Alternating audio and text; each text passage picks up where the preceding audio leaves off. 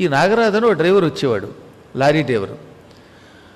ఆ కుర్రాడు ఆ రోజుల్లో వాడి కర్మయోగం వల్ల ఏదో వ్యసనాల పాలైపోయాడు. ఒక దురదృష్ట రోగం వచ్చింది. ఆ పురాణం మధ్యలో చచ్చిపోయాడు. ఆసుపత్రిలో చచ్చిపోయాడు. నా వెంటబడ్డాడు. రోజు రాత్రిపూట గుడ్డెల మీద కూర్చునేవాడు అనమాట. బాబోయ్ నేను అల్లాడిపోతున్నాననేవాడు. నేను మధ్యలో ఒరే బాబు నీ కోసం భాగవతం చేస్తానరా, 11 రోజులు అవనివరా బాబు అంటే వినేవాడు కాదు. అబ్బెబ్బే మీకు నాకు మధ్యలో అనుబంధం గొప్పదండి. పెళ్లి కాకుండా చచ్చిపోయాడు వాడి పైగా. అంటే ఏ అనుబంధం ఉన్నా 11 రోజులు నీకు మైలు అవ్వాలరా అన్నాను.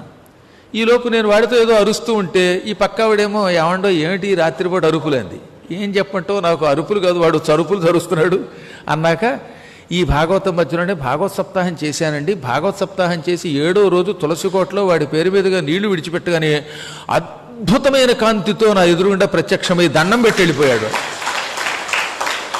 కృతజ్ఞతతో వెళ్ళాడు. అందువల్లే భాగవతం పారాయణం చేసినటువంటి మహాఫలితాన్ని ఎవరికైనా ధారపోస్తే వారు తప్పక ముక్తిని పొందుతారని ఎన్నోసార్లు చెప్పానే, ఆ మాట నిజమని చెబుతున్నాను. అది చాలా గొప్పది. ఈ గ్రంథాల గొప్పతనం మనకి తెలియదు.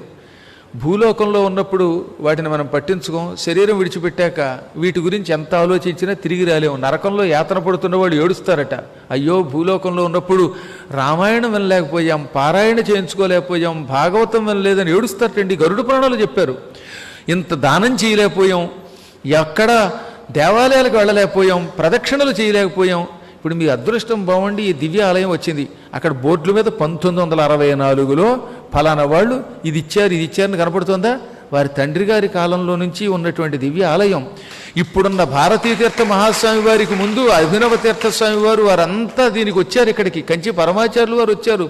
శృంగేరి పీఠం యొక్క ఆధ్వర్యంలో స్వయంగా నిర్వహింపబడుతున్న అపూర్వ ఆలయం.